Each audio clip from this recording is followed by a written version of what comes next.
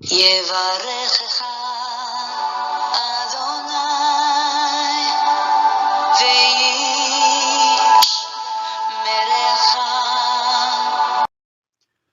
예바레크카 아도나이 베이시메레카. 사랑하는 성도 여러분, 오늘 하루도 전지전능하신 임마누엘의 하나님께서 여러분에게 복을 주시고 여러분을 안전하게 지켜주시기를 축복합니다. 아멘. 할렐루야. 온 만물의 창조주이신 전지전능하신 여호와 하나님, 우리 아버지를 찬양합니다. 생명의 이름, 구원자의 이름, 예수 그리스도의 그 존귀하신 이름을 찬양합니다. 오늘도 우리 속에서 열심으로 일하시며 예수 그리스도의 장성한 분량에 이르도록 역사하고 계시는 성령 하나님의 그 은총을 찬양합니다. 사랑하는 성도 여러분, 오늘은 우리 1189 성경 장별 강의 81번째 시간을 우리 함께 가지도록 하겠습니다. 오늘은 출애굽기 31장 말씀을 함께 공부하겠습니다. 오늘 제목의 말씀은 성막 건축자들과 안식일 규례라는 제목입니다. 자, 우리 출애굽기 25장부터 시작된 이 성막 건축에 대한 것도, 그리고 그 안에 필요한 기구들에 대한 이야기를 쭉 하셨습니다.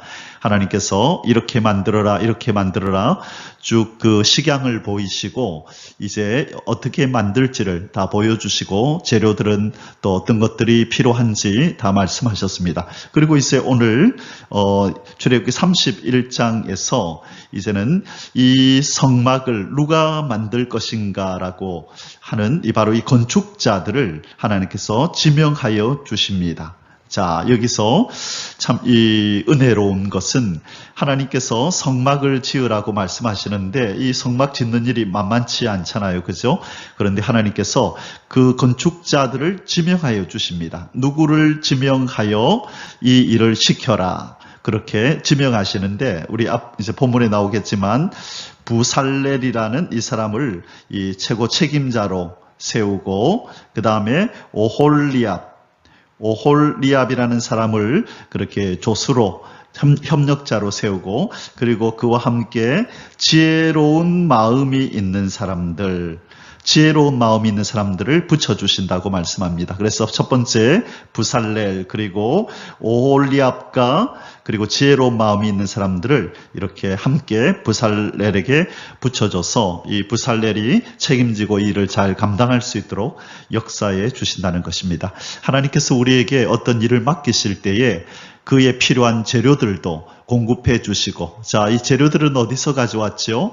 우리가 앞에서 쭉 공부했던 것처럼 애굽에서 탈출할 때에, 그죠? 출애굽할 때에 이 애굽인들이 이 금, 은, 또 옷가지, 또 여러 가지 폐물들을 내주었었죠. 그때 하나님께서 이 성막을 지을 수 있는 재료들을 이 애굽인을 통해서 많이 공급을 하시고, 또 이스라엘 백성들이 또 스스로 가지고 있는 것들 이렇게 다 내어놓게 됩니다. 자, 그리고 일꾼들을 이제 오늘 하나님께서 세우시고, 그리고 나서 오늘 또 안식일을 거룩하게 지키라는 안식일 규례를 다시 한번 강조하시는 내용이 오늘 출애굽기 31장에 나옵니다.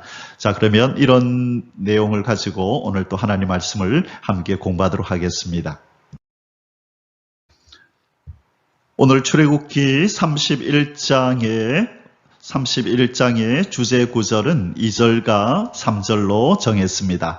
내가 유다 지파 훌의 손자요 우리의 아들인 부살렐을 지명하여 부르고 하나님의 영을 그에게 충만하게 하여 지혜와 총명과 지식과 여러 가지 재주로. 자, 그 3절에 계속 보면요, 하나님의 영을 그에게 충만하게 하여 3절 다음에 4절에 보면 이런 내용이 나옵니다. 정교한 일을 연구하여 금과 은과 노스로 만들게 하며 보석을 깎아 물리며 여러 가지 기술로 나무를 새겨 만들게 하리라. 예, 그래서 4절 5절까지 쭉 이렇게 계속 보면 이제 하나님께서 유다 지파 부살렐을 불러서 이제 지명하여 불러내시고 그의 하나님의 영을 부어서 그에게 지혜도 주시고 총명과 지식과 여러 가지 재주를 주셔서 이제 정교한 일들을 아주 정교하게 금, 은을 깎고 깎고 나무를 깎고 또 놋을 깎도록 자 금과 은과 녹과 나무를 잘 깎아서 정교하게 이 성막에 필요한 그런 어떤 기구들을 잘 만들 수 있도록 하시겠다고 말씀합니다. 자, 여기서 하나님께서 이 부살레를 잘 알고 계신다, 그죠?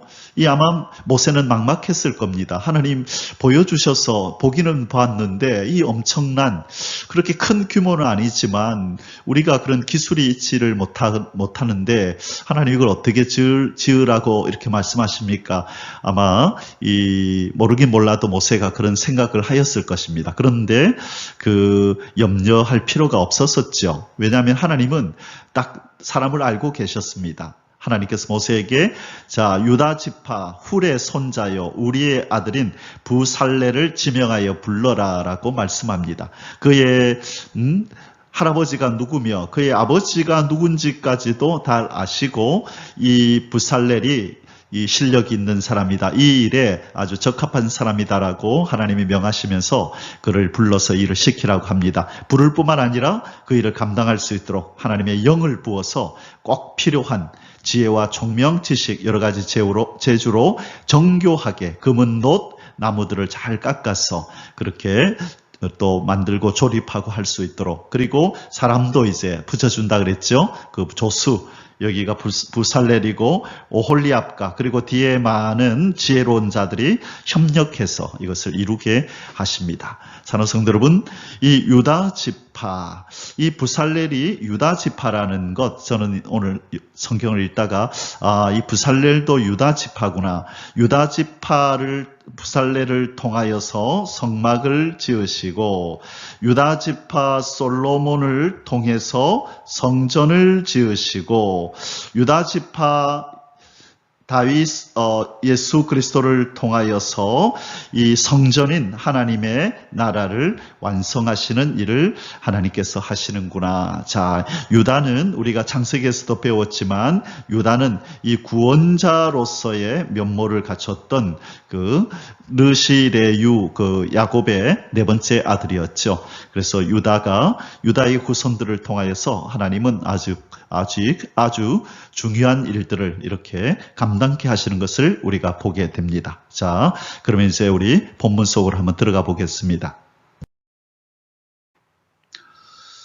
오늘 우리가 공부할 출애굽기 31장의 소주제들은 아래와 같습니다. 첫 번째, 성막 건축자 부살렐과 오홀리압에 대한 기사가 1절에서 11절까지 나오고요. 두 번째는 여호와 하나님의 안식일 준수 명령. 자, 안식일을 지키라고 또 한 번 더 강조하십니다. 이것은 우리가 여러 차례 이미 나왔다, 그죠? 창세기에서부터 쭉 나올 때 하나님께서 이 창세기의 천지를 창조하시고 그리고 이제 2장으로 넘어가면 이제 7일째 되는 날 안식하시면서 안식일을 지키라는 이제 그런 명령들이 이제 그다음부터 주어지는데요. 여기에서 또 한 번 안식일을 지키라고 그 명령이 하달됩니다. 자, 이 부분을 살펴볼 것이고요. 세 번째는 여호와 하나님이 친히 쓰신 두 증거판. 자, 하나님이 친히 쓰셔서 이 십계명을 두 돌판에다 나누어서 이렇게 주십니다. 그것이 31절에서 18절 18절에 보면 나오고요. 안식일 준수 명령은 12절에서 17절에 나옵니다. 오늘은 그렇게 절수가 많지 않네요. 18절까지라서 좀 빨리 우리가 공부를 마칠 수 있겠습니다. 자, 증거판에 십계명이 하나님께서 어떻게 나누어 주셨는지는 잘 몰라요. 1계명부터 4계명, 5계명부터 10계명으로 나누셨는지 아니면 1계명에서 5계명 그리고 6계명에서 10계명 이렇게 나누셨는지 그것은 정확하지는 않습니다. 자, 그러면 우리 이제 하나씩 살펴보겠습니다. 자, 첫 번째 소주제를 다루겠습니다. 성막 건축자 부살렐과 오홀리압에 대한 기사가 이제 1절에서 11절에 나옵니다. 자, 첫 번째 1번 성막 건축자 책임자 부살렐. 자, 이제 부살렐에 대한 기사가 나오는데요. 먼저 1절에서 5절에서 부살렐에 대한 기사가 나오는데, 이 부살렐이라고 하는 것은 이름의 뜻이 있겠죠. 이것은 아주 참 귀한 이름을 가지고 있습니다. 무슨 이름을 가지고 있냐면 하나님의 보호 아래 있는 이런 뜻이에요. 자, 하나님의 보호 아래 있는 사람, 이런 뜻입니다. 또는 하나님의 보호 아래, 또는 하나님의 그늘 아래 있는 사람. 자, 바로 이 사람입니다. 이름이 참 귀하다, 그죠? 부살렐, 하나님의 보호 아래 있는 사람, 하나님의 그늘 아래 있는 사람. 이것은 하나님의 일을 하는 사람, 하나님께로부터 사명을 맡은 사람은 반드시 하나님의 보호 아래 있고 하나님의 그늘 아래에서 이렇게 인도를 받고 보호를 받는 사람이어야 한다라는 의미를 주시는 것 같아요. 자기 힘으로는 하나님의 일을 감당할 수 없습니다. 인간의 힘으로는 인간적인 일은 감당할 수 있을지 몰라도 하나님께서 맡기신 큰 사명은 인간의 힘으로는 감당할 수가 없습니다. 반드시 하나님의 보호, 성령 하나님이 부어져서 성령의 능력으로 일을 할 수 있죠. 그래서 이제 오늘 본문에 그 얘기가 나옵니다. 이미 이 부살렐은 하나님이 이렇게 부르시는 걸 보니까 아마 이 기금속을 잘 다루는, 그죠? 기금속이라고 하는 것은 금, 은, 롯, 그죠? 동, 이런 것들. 그리고 아마 돌도 목공이었던 것 같고요. 그 다음에 또 이제 나무도, 그죠? 이 목공. 그 다음에 또 석공. 나무를 다루는 목공이고 또 돌도 잘 다루는 석공이었는 것 같아요. 그래서 이 사람은 뭔가 정교하게, 아마 섬세하고 손이 아주 예리해서 뭔가 이렇게 정교하게 다듬고 하는 일에 재능이 있고 달란트가 있던 사람으로 보입니다. 자, 우리 본문을 한번 읽어볼게요. 여호와께서 모세에게 말씀하여 이르시되, 내가 유다 지파 홀의 손자여 우리의 아들인 부살렐을 지명하여 부르고 하나님의 영을 그에게 충만하게 하여 지혜와 총명과 지식과 여러 가지 재주로 정교한 일을 연구하여 은과 금과 노스로 만들게 하며 보석을 깎아 물리며 여러 가지 기술로 나무를 새겨 만들게 하리라. 자, 정교한 일을 연구한대요. 연구한다는 것은 생각하는 거죠. 어떻게 하면 좋을까? 이게 좋을까? 저게 좋을까라고 정교하게 그 일을 할 때에, 연구할 때에 하나님이 총명과 지혜와 지식을 주셔서 아주 적합하게, 유적절하게 또 가장 아름다운 최상의 모습으로 작품이 나올 수 있도록 하나님께서 도와주신다는 것입니다. 그래서 우리가 무슨 일을 하든지 간에 누구의 도움을 받아야 된다고요? 하나님의 영의 도움을 받아야만 이 정교한 일, 섬세한 일, 그리고 우리가 어떤 일을 하든지 간에 하나님이 원하시는 뜻을 이루어 드릴 수 있을 줄 믿습니다.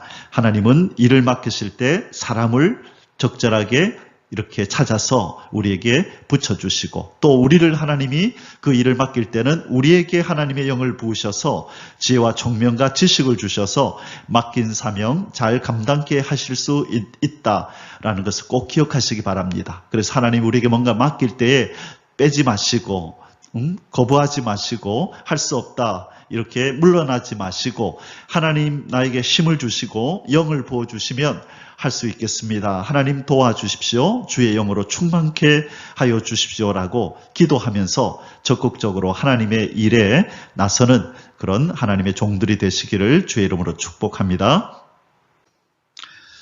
자, 지금 이 그림 보니까 무슨 그림 같습니까? 이 속죄소의 이 두 그룹을 지금 이 정교하게 이렇게 조각하고 있는 것 같아요. 자, 그룹, 속죄소. 그렇죠? 속죄소는 뭐였습니까? 법궤가 있으면 법궤의 뚜껑이었죠. 그죠? 법궤를 덮는 뚜껑. 그래서 양쪽에 그룹이 이렇게 있잖아요. 천사, 이쪽에도 천사. 그래서 아주 정교하게 이렇게 금을 이렇게 다듬는 그런 지금 장면입니다.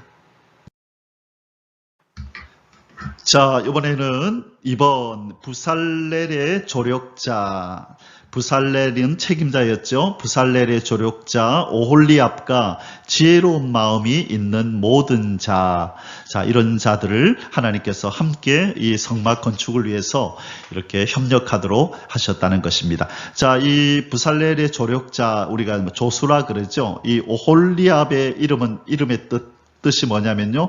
참 이 이름도 참 귀한 이름을 가지고 있습니다. 아비의 장막 또는 하나님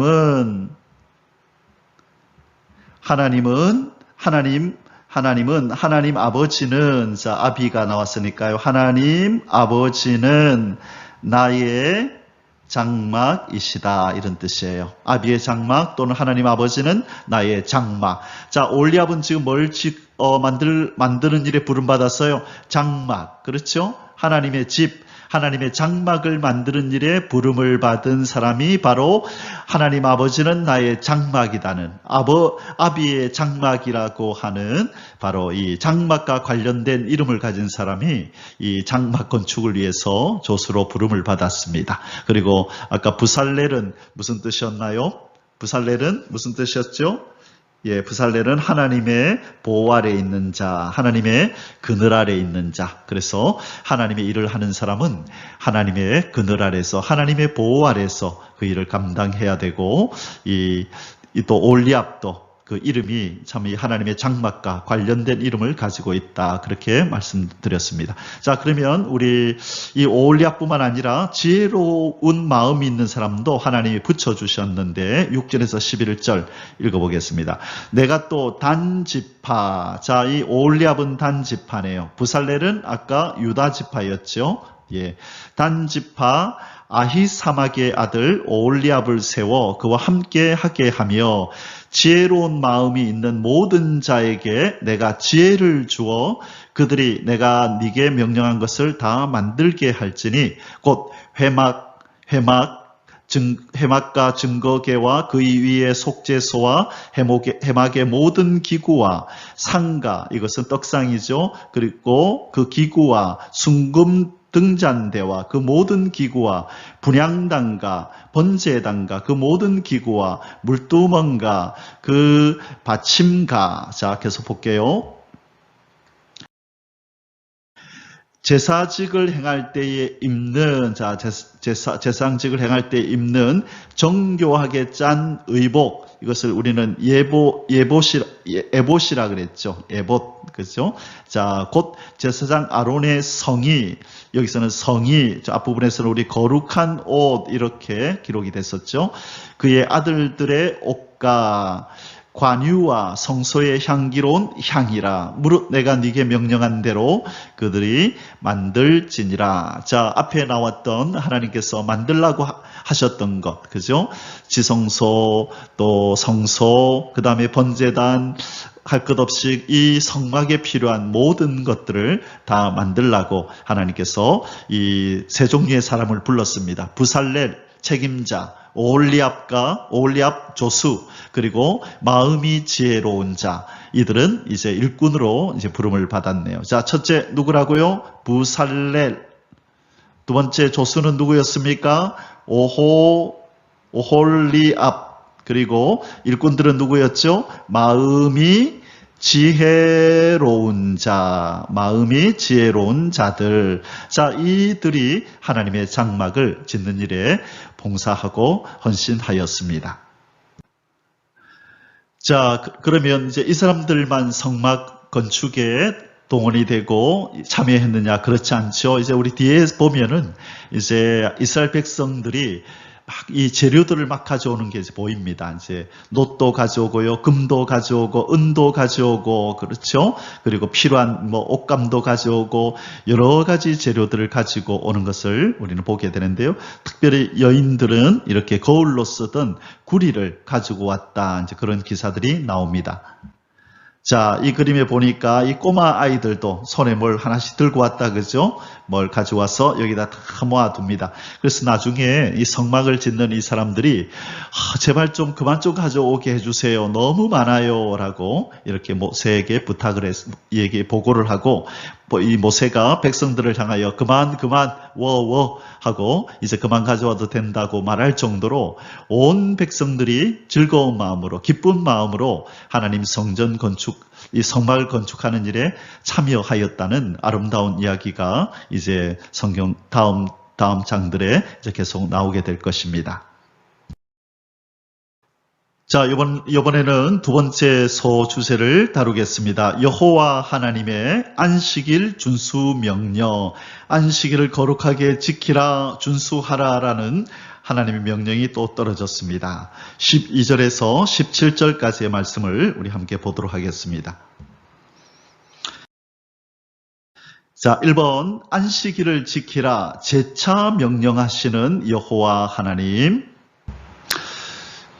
12절에서 14절 함께 읽겠습니다. 여호와께서 모세에게 말씀하여 이르시되 너는 이스라엘 자손에게 말하여 이르기를 너희는 나의 안식일을 지키라. 이는 나와 너희 사이에 너희 대대의 표징이니 나는 너희를 거룩하게 하는 여호와인 줄 알게 함이라. 내가 너희를 거룩하게 한다. 이 거룩의 뜻은 뭐라고 그랬죠? 구별한다 그랬습니다. 나는 너를 구별하는 여호와다. 거룩하게 하는 여호와다. 너희는 안식일을 지킬지니 이는 너희에게 거룩한 날이 됨이니라. 그 날을 더럽히는 자는, 자, 거룩하게 지키지 않는 것이 더럽히는 거죠. 모두 죽일지며 그 날에 일하는 자는 모두 그 백성 중에서 생명이 끊어지리라. 자, 무시무시한 명령이 내렸습니다. 이 안식일을 지키라는 이 명령은요, 단순히 그 10계명 중에, 자, 안식일을 거룩하게 지키라가 10계명 몇 번째죠? 4계명이죠. 단순하게 4계명을 명령하는 게 아니에요. 이것은 단순히 안식일을 거룩하게 지켜라고 하는 4계명 잘 지켜라는 뜻이 아니라 이 안식일을 지킨다는 것은 나는 하나님의 구별된 백성입니다를 선포하는 아주 중요한 상징적인 행위가 되는 것입니다. 자, 무슨 의미인지 이해가 되십니까? 안식일을 지킨다고 하는 것은 이것 크게 이 세 가지를 내가 고백하고 선언한다는 의미이고, 만일 안식일을 지키지 않는다는 것은 이것 세 가지를 내가 고백하지 않고 믿지 않고 선포하지 않고 인정하지 않는다는 거예요. 그것은 바로 하나님과의 관계가 깨어짐을 의미하고, 하나님은 그런 인생은 나에게 필요 없다. 그 생명이 끊어지리라. 그 백성 중에서 그 생명이 끊어지리라고 말씀하는 거예요. 자, 그러면 그 세 가지 의미가 뭐길래? 이미 앞에서 우리가 안식일을 우리 공부할 때 제가 아주 되게 많이 강조했었습니다. 그 세 가지 기억이 나시는지 모르겠는데요. 오늘 이 본문에 또 안식일을 지키라는 말씀이 나왔으니까 이 세 가지를 다시 잠시 복습하고 넘어가도록 하겠습니다. 자, 안식일을 거룩히 지킨다라는 세 가지 의미가 무엇입니까? 우리가 지난번에 공부했었습니다. 첫째, 안식일을 지킨다는 것은 하나님의 창조주 되심을 인정하며 고백하는 이 상징적인 행위라는 거예요. 행위, 신앙의 행위겠죠. 하나님 앞에 신앙의 행위, 신앙을 고백하는 행위. 그게 뭐죠? 안식일을 지킬 때에 오늘은 하나님이 천지를 창조하시고 안식하신 7일째 되는 날입니다.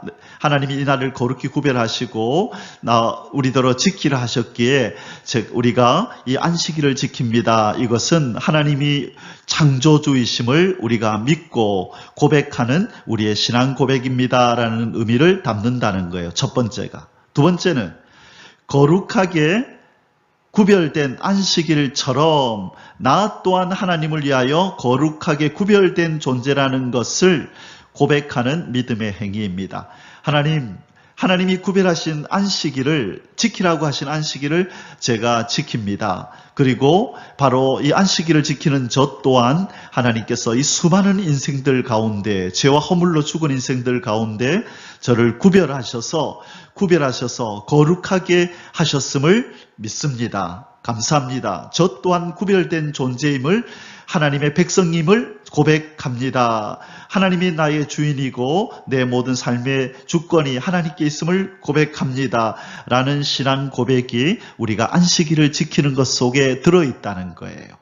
자, 이해가 되셨죠? 세 번째, 이 안식일을 왜 하나님이 지키라고 말씀하시냐면 6일간의 힘든 노동에서 쉼을 누리며 참 안식을 누려라 라는 하나님의 마음이 있는 것입니다. 그리고 그 안식을 주시는 하나님을 찬양하는 시간이 바로 이 안식일인 것입니다. 이 세 가지가 우리가 안식일을 지킨다고 할 때에 우리가 상기하고 마음에 새겨야 되는 것입니다. 첫 번째가 뭐라고요?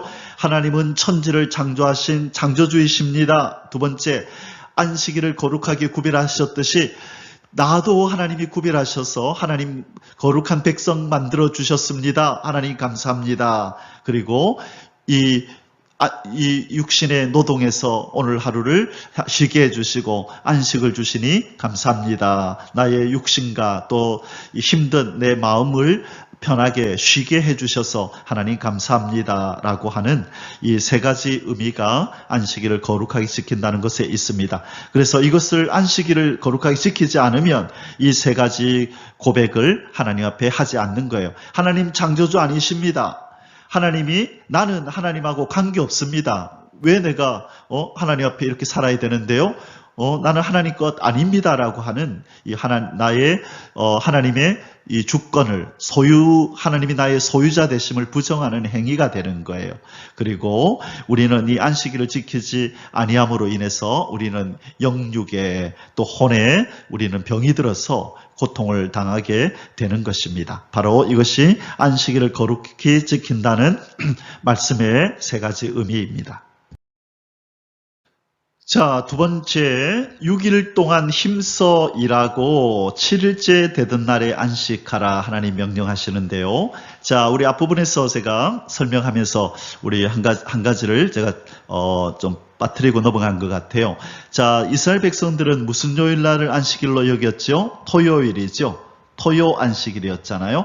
그래서 토요 안식일을 지키면서 하나님이 어떤 분이라고 고백한다 그랬죠? 하나님은 창조주이십니다. 그리고 7일째 안식하셨습니다. 하나님은 창조주이십니다를 고백하는 게 바로 토요 안식일이에요. 그런데 우리는 지금 무슨 안식을 지키나요? 주일 안식을 지키잖아요. 예수께서 부활하신 날을 우리는 안식일로 지키잖아요. 그러면 우리는 하나님 앞에 무엇을 고백하는 것입니까? 하나님은 바로 재창조자이십니다. 그 말이에요. 재창조자. 죄와 허물로 죽었던 나를 예수 그리스도를 통하여 재창조하셨습니다. 그것을 고백하는 거예요. 그러므로 하나님 나를 재창조하시고 거듭나게 하셔서 나를 구별을 하셨습니다. 두 번째 고백을 우리가 하는 거지요. 저 수많은 죄와 허물로 죽은 인생 가운데 나를 구별하셔서 재창조하셨습니다. 하나님 감사합니다. 나는 이제 나의 것이 아니라 하나님의 것입니다 하면서 우리가 고린도전서 6장 19절에서 20절을 고백하는 거예요. 나는 나의 것이 아니라 하나님이 값주고 사신 것이 되었음을 고백합니다. 이것이 바로 주일 안식인 것입니다. 자, 그런데 안식일을 쉴 수 있는 그 사람은 누구일까요?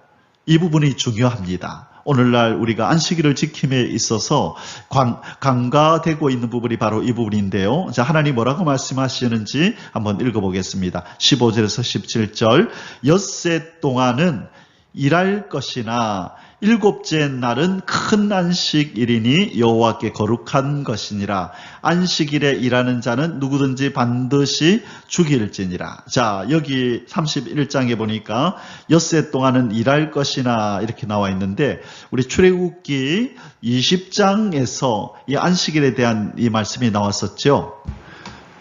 자, 출애굽기 20장에서 하나님께서 한번 안식일을 거룩하게 지키라는 말씀을 하실 때 뭐라고 말씀하셨냐면 20장 8절입니다. 20장 8절부터 보면요. 이런 말씀이 있습니다. 안식일을 기억하여 거룩하게 지키라. 9절에 엿새 동안은 힘써. 자, 힘써가 들어갑니다. 힘써 내 모든 일을 행할 것이나 힘써서 일할 것이나 일곱째 날은 쉬라 그랬죠. 자, 안식일을 거룩하게 지키기 위해서 우리가 해야 될 일은 뭐냐면 6일 동안 열심을 다하여 힘써서 일해야 된다는 거예요. 게으름 피우고 나태하고 빈둥빈둥하면서 그리고 안식일이 됐다고 교회 나오는 것, 그것은 거룩하게 지키는 것이 아니에요.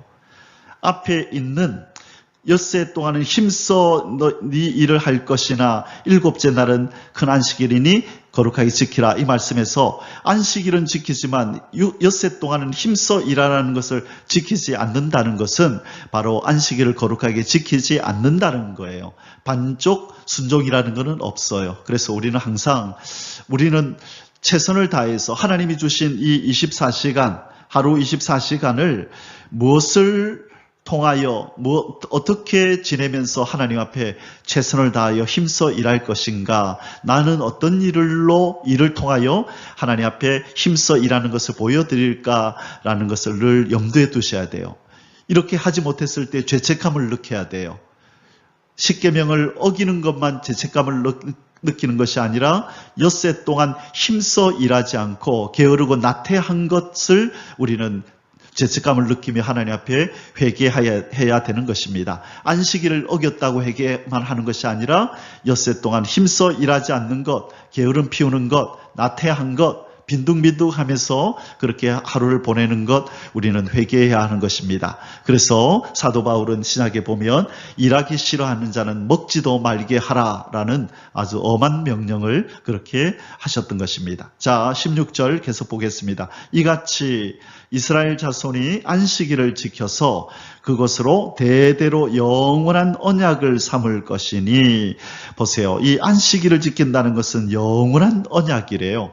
아까 이 세 가지 의미가 있다 그랬죠? 그 세 가지 의미를 기억하면서 하나님 앞에 감사하고 예배드려야 한다는 거예요. 이것이 하나님 백성의 의무라는 거예요.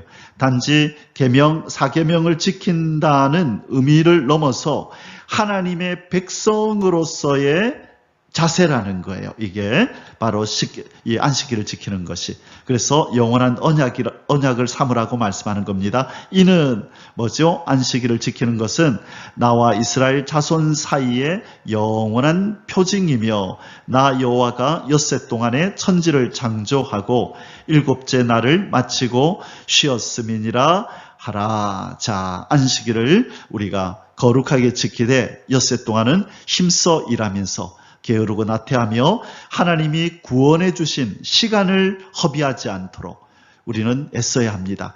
하나님은 예수 그리스도를 통하여 우리의 영혼을 구원해 주셨을 뿐만 아니라 하마터면 쓸데없이 낭비하며 보낼 뻔했던 우리의 시간도 구원해 주셨습니다. 자, 이것은 중요한 이야기입니다. 무엇을 구원해 주셨다고요? 시간을 구원해 주셨어요. 우리의 영혼뿐만 아니라 시간을 구원해 주셨기 때문에 이 시간도 하나님을 위해서 드려야 하는 것입니다. 그래서 이것을 낭비하는 것을 죄라고, 게으른 죄, 나태한 죄가 되는 줄 알고 6일 동안 여러분 최선을 다해서 하나님이 주신 시간들을 활용하시기를 주의 이름으로 축복합니다. 아멘. 자, 이제 오늘 마지막 세 번째 소수제를 공부하도록 하겠습니다. 여호와 하나님이 친히 쓰신 두 증거판. 자, 십계명을 이렇게 두 개 나눠서 돌판에 하나님이 주셨는데, 누가 친히 썼다고 말씀하신다고요? 하나님께서 친히 손수 쓰셔서 주셨다라고 이렇게 말씀합니다. 자, 이스라엘 백성들이 지켜야 할 계명을 친히 쓰셔서 주시는 여호와 하나님, 오늘 18절 마지막 구절입니다. 자, 우리 함께 읽어볼까요? 여호와께서 시내산 위에서 모세에게 이르시기를 마치신 때에 증거판 둘을 모세에게 주시니 이는 돌판이요. 자, 증거판, 이 십계명 이 돌판인데요. 뭐에 새겼다고요? 예, 돌에 새겼다고. 이 증거판은 돌판에 새긴 바로 돌판입니다. 하나님이 친히 쓰신 것이니라. 자, 하나님께서 친히 쓰셨다 그랬는데요. 그림을 한번 볼게요. 자, 이 그림 보니까 하나님께서 친히 이 두 돌판에다가 계명을 자기 백성에게 이렇게 전할 하나님의 거룩한 계명, 하나님의 거룩한 계명, 거룩하고 의롭고 선한. 자, 로마서 7장 12절에 보면요. 로마서 7장 12절에 보면 이런 구절이 나와요. 이로보건대 율법은 거룩하고 계명도 거룩하고 의로우며 선하도다. 그렇죠. 바로 이 하나님의 거룩하고 의롭고 선한 이 계명을 자기 백성들에게 주셔서 바로 그 백성들로 무슨 백성을 만들려고? 거룩한 백성, 의로운 백성, 선한 백성을 만들려고 거룩하고 의롭고 선한 하나님께서 친히 돌판에 새겨서 주시는 그 하나님의 마음이 담겨 있습니다. 사랑하는 성도 여러분, 오늘 출애굽기 31장에 이제 결론을 맺도록 하겠습니다. 보라, 날이 이르리니 내가 이스라엘 집과 새 언약을 맺으리라. 오늘 우리가 하나님께서 십계명 돌판에 손수 친히 쓰셔서 계명을 이스라엘 백성들에게 이제 전달하는 장면을 우리가 보았는데요. 그것은 무엇의 예표고 상징이냐 하면 이 이스라엘 백성들에게는 돌비에 새겨서 돌에 친히 새겨서 주셨지만 장차 나는 내 백성의 심령에다가 내가 친히 그 마음의 비에다가 내 계명을 새기리라라고 하시는 바로 그 상징적 행위를 바로 하나님께서 이스라엘 구약의 이스라엘 백성들에게 그렇게 하신 거예요. 그것은 장차 예수 그리스도를 통하여 내 백성이 될 자에게 나는 그 심령에다가 내 법을 새길 건데 거룩하고 의롭고 선한 내 법을 새겨서 그들이 그 명령대로 그 계명대로 나를 섬기며 사는 그런 사람이 되도록 내가 역사할 거다. 바로 그 얘기를 하는 거예요. 그것이 어디에 나와 있냐면 에레미야 31장 31절에서 34절. 이 내용은 너무 중요한 내용입니다. 신학교에서 아주 중요하게 다루는 이 구절이니까요. 꼭 기억하시기 바랍니다. 나의 법을 그들의 속에 두며 그들의 마음에 기록하여 31절에 여호와의 말씀이니라. 보라, 날이 이르리니 내가 이스라엘 집과 유다 집에 새 언약을 맺으리라. 자, 그래서 이 에레미야서 31장 31절 34절을 뭐라고 우리는 부르냐면 새 언약, 옛 언약과 옛 언약 그리고 새 언약에 관계된 구절이다. 그렇게 얘기를 합니다. 자, 옛 언약은 어디에 새겨졌죠? 돌비에 하나님이 새겨주셨는데 이제 새 언약, 옛 언약은 모세를 중보자로 이스라엘 백성들과 그죠? 하나님께서 맺으신 언약인데 새 언약은 예수 그리스도를 중보자로 하여 바로 아브라함의 후손 이스라엘 백성 이제 우리죠. 그렇죠? 영적 이스라엘 백성된 우리와 언약을 맺으시는데 그것은 새 언약이고 이제 돌비에다 주는 것이 아니라 우리에게는 신비에다가 마음에다가 새겨주겠다는 거예요. 자, 32절에 이 언약은 내가 그들의 조상들의 손을 잡고 애굽 땅에서 인도하여 내던 날에 맺은 것과 같지 아니할 것은. 자, 우리가 지금 그 구절을 보고 있잖아요. 그죠? 조상들, 이스라엘 조상들, 바로 모세가 시내산에서 계명을 가지고 내려와서 이스라엘 백성과 언약을 맺는 장면을 우리가 지금 보고 있잖아요. 내가 그들의 남편이 되었어도 그들이 내 언약을 깨뜨렸음이라. 여호와의 말씀이니라. 자, 하나님은 이스라엘 백성의 남편이고 이스라엘은 백성은 예수님의 하나님의 그 아내다. 그런 표현이 나오거든요. 그럼에도 불구하고 돌에 새겨준 그 계명을 그들은 어김으로 모세가 깨어버렸죠. 바로 그 얘기를 하는 것입니다. 자, 다음 구절. 그러나 그날 후에 자 어떤 날이 이를 거라는 거예요. 그날 후에 내가 이스라엘 집과 맺을 언약은 이러하니 곧 내가 나의 법을 그들의 속에 두며 이제 돌비에 안 두겠다는 거예요. 신비에다 새기겠다는 거예요. 그들의 마음에 기록하여 나는 그들의 하나님이 되고, 자, 속에 둔다, 마음에 둔다 하는 것을 우리는 뭐라고 부르죠? 신비에 새긴다. 신비에 새긴다. 마음의 비석에다가 세운다라는 거죠. 마음에다가 새긴다. 자, 나는 그들의 하나님이 되고 그들은 내 백성이 될 것이라 여호와의 말씀이니라. 하나님의 백성의 자격은 그 법이 있는 자예요. 율법이, 하나님의 법이 있는 자가 하나님의 법의 통치를 받는, 왕이신 하나님의 법의 통치를 받는 사람이 백성이 되는 거예요. 그래서 우리는 우리 심령에 하나님께서 성령을 통하여 하나님의 말씀의 그 법을 새기고 계신 것입니다.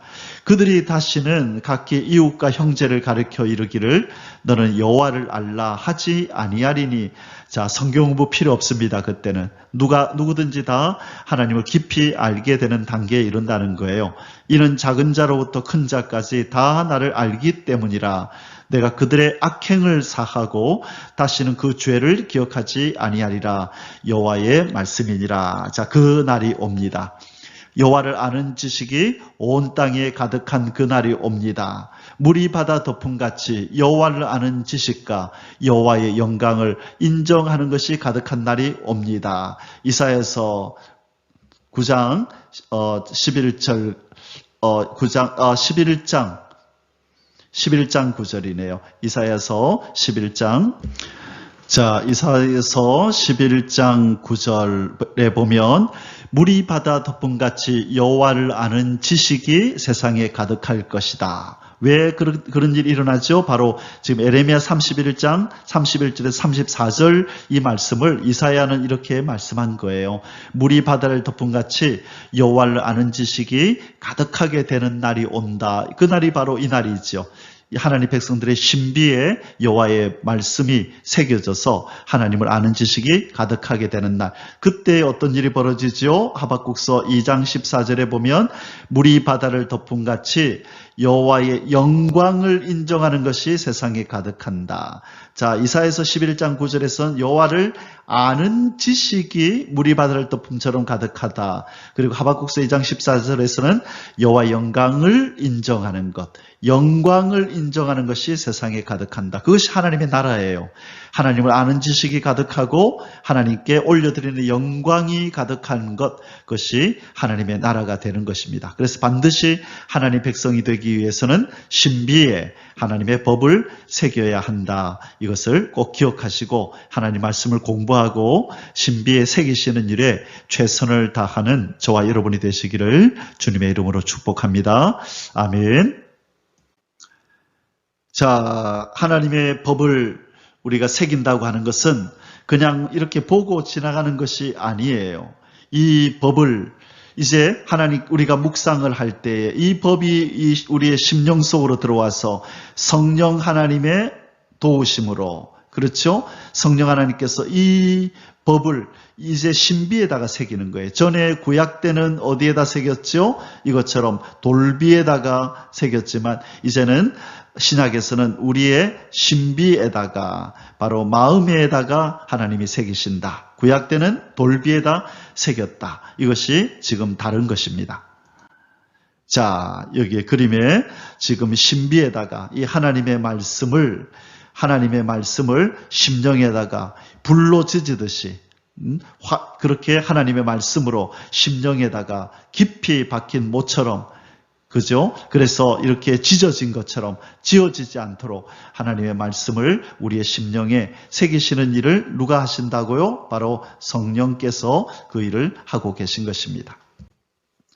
자, 바로 이 심령에 하나님의 법이 들어와서 신비에 새겨지는 그 어떤 그림을 지금 묘사하고 있는 것입니다. 자, 예수님께서 우리 마지막으로 왜 예수님께서 지상명령이라고 하죠? 마태복음 28장 18절에서 20절을 우리는 지상명령이다. 지상 명령이라 이렇게 불러요. 자, 예수님께서 제자들에게 마지막으로 명령하시는 거죠. 뭐라고 말씀합니까? 예수께서 나와 말씀하여 이르시되 하늘과 땅의 모든 권세를 내게 주셨으니 그러므로 너희는 가서 모든 민족으로 제자를 삼아. 자, 너희는 가라. 그래서 모든 민족으로 제자를 삼아 아버지와 아들과 성령의 이름으로 세례를 베풀고 내가 너에게 분부한 모든 것을 가르쳐서 지키게 하라. 이게 뭐예요? 하나님 사랑, 이웃 사랑이죠. 그죠? 이웃 사랑. 내가 새 계명을 너에게 주노니 너희는 서로 사랑하라 그랬잖아요. 그렇죠? 이 하나님 사랑, 이웃 사랑 그 앞에는 뭐가 있어요? 사랑이 있죠. 예수님이 가르치는 사랑을 전하는데 2개로 나누면 하나님 사랑, 이웃 사랑. 이것을 10개로 나누면 십계명. 그렇죠. 더 이렇게 확산시키면 613개의 하나님의 법이 되는 거죠. 그렇죠? 하나님 사랑, 하나로 뭉치면 사랑, 2개로 나누면 하나님 사랑, 이웃 사랑. 그렇죠? 10개로 나누면 십계명. 그리고 613개로 나누면 이제 바로 그 제사법, 그 다음에 시민법, 그 다음에 십계명, 도덕법, 이 합쳐지는 613개가 되는 것이죠. 바로 예수님이 제자들을 보내신 목적이 바로 이 하나님의 계명, 하나님의 법을 가르쳐서 심령에다 새기라고 제자들을 보내는 거예요. 이것이 바로 하나님의 백성을 만드는 과정이죠. 이 제자들의 이 가르침을 받고 심령에 예수님의 이 계명을 마음에 새긴 자가 하나님의 백성이 되는 것입니다. 이렇게 할 때에 내가 세상 끝날까지 너희와 항상 함께 있으리라. 뭐 하는 동안에? 제자를 삼아서 내 법을 그들의 심령에 새기는 동안에 내가 너희와 항상 함께 할 거다. 그것이 바로 너희들이 부름받은 사명이다라고 말씀합니다. 사랑하는 성도 여러분, 저와 여러분이 먼저 심령에 하나님의 법을 깊이 바르게 온전히 새기기를 원합니다. 그리고 나아가서 저 하나님의 법이 없는 인생들에게 또 어린 성도들에게 이 하나님의 법을 잘 새겨서 하나님의 백성으로 온전해지고 성숙해 갈 수 있도록 우리가 돕는 일에 우리 하나님 앞에 동역자로 쓰임받아야 될 줄 믿습니다.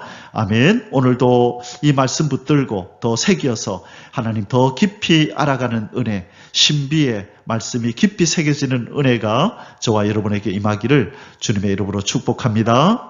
아멘. 할렐루야. יברך